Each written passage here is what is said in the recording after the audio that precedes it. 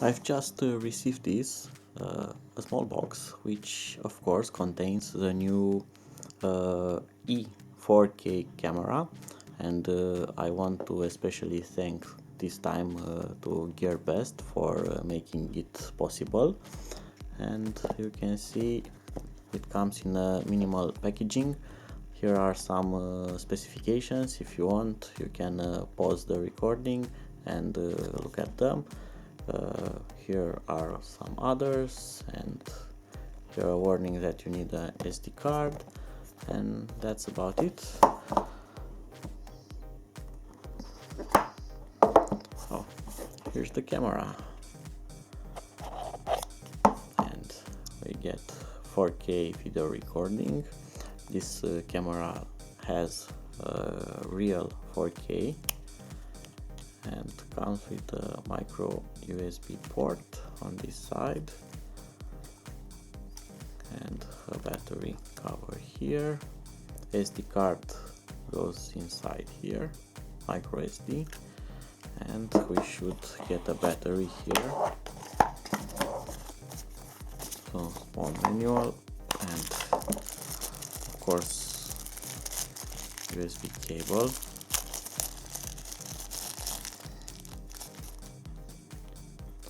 And the battery has 1400 milliamps. Let's see if it has enough power to start.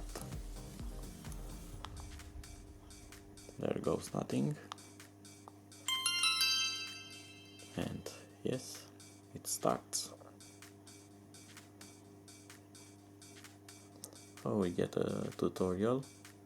Select camera mode, photo, so we slide down, press here for settings, press here for album, slide down to quick access menu, capture, press to shoot, right, and there's an app for it, of course. And we'll see how much we are going to enjoy the camera. So it has started. It's in 4K resolution, 30 frames per second. It has some battery, and of course this has a touch screen.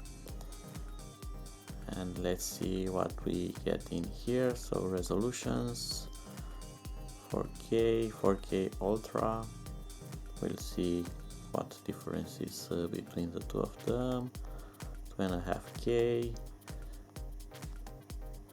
Full HD, and we get 240 frames per second at 720p. But on Full HD we only get 30 frames per second. We should have at least 60 frames per second or more, but it seems that that resolution is currently not available, and I know that there is already a firmware update for it available, so I'm going to check it out later. Metering mode, spot center, video quality, white balance, ISO sensitivity, exposure value, timestamp, so kind of general settings. You can see that electronic image stabilization is disabled. That will not work on 4K, but if we go down to Full HD, you can see now it has higher frame rates. So when you choose the resolution here, you have an option after that to choose the frame rate, so we can choose 120 frames per second in Full HD, but image stabilization is still not available. I think it works only on something like normal quality. Yes, it works on Full HD 30 frames per second. Let's see if it works for 60 frames per second. 60 frames per second, and yes, we still have stabilization. Alright, let's move on. On settings we have lens distortion. When you are not using full resolution, you can correct part of the fisheye effect. Wi-Fi, Bluetooth pairing, brightness, volume, video standard. Let's see device info. Alright, now factory reset, advanced, screen auto lock, auto power off, video rotation, AV out, so it has video output, date set, okay, and that's about the settings we get here.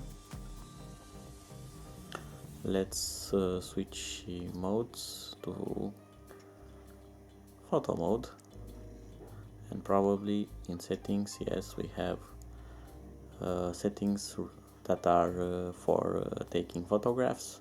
So you can choose resolution. It has a maximum of 12 megapixels, metering,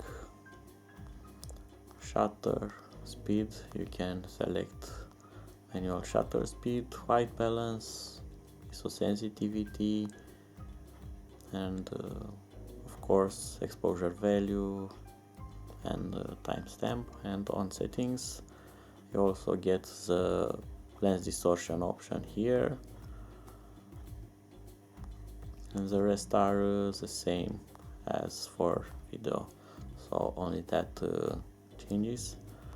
Alright, let's see what else we get here. So we have a timer, burst, slow motion, time lapse, loop recording, video plus photo. That's interesting. So we have some options here, and they are quickly accessible. This is the playback. We don't have an SD card, but I'm going to insert one right away. The build quality seems very good. It's compact and it's not squeaking in any kind of way, and I like the battery cover here, as it has this small catch which locks it, and it slides, and you will not lose it as it stays attached to the camera, and it has a spring mechanism like on other types of cameras, photo cameras mostly, so that's nice. Alright, so let's put an SD card in it. I'm going to try a Kingston 64 GB micro SD. It's class 10 or UH1, and let's see if it's going to work or not with the camera. And I think I'm going to take the battery out to have a bit more space. The battery has a tab to make it easier to be taken out, and there is the SD card slot.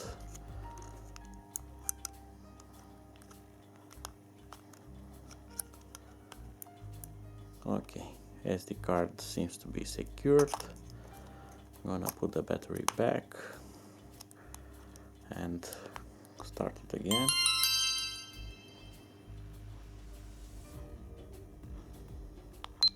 And we have a photo now. Let's change it to video mode, and I'm going to select maximum resolution.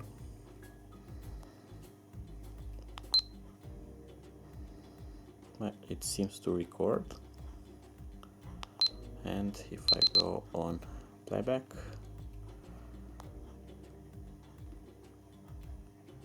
yes, we have a recording which seems smooth enough, so it seems to work on this SD card. I have also installed the smartphone app.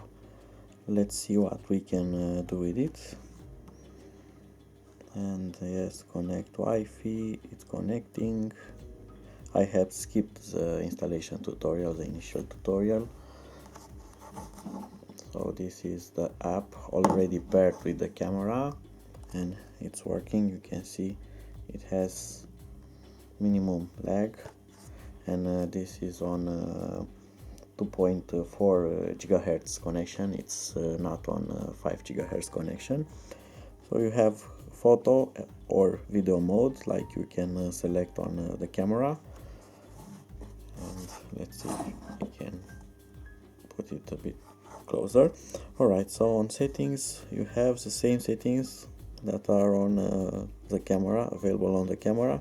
You can set them more quickly from your phone. And you have also device settings. You can set the date and so on. Format the SD card.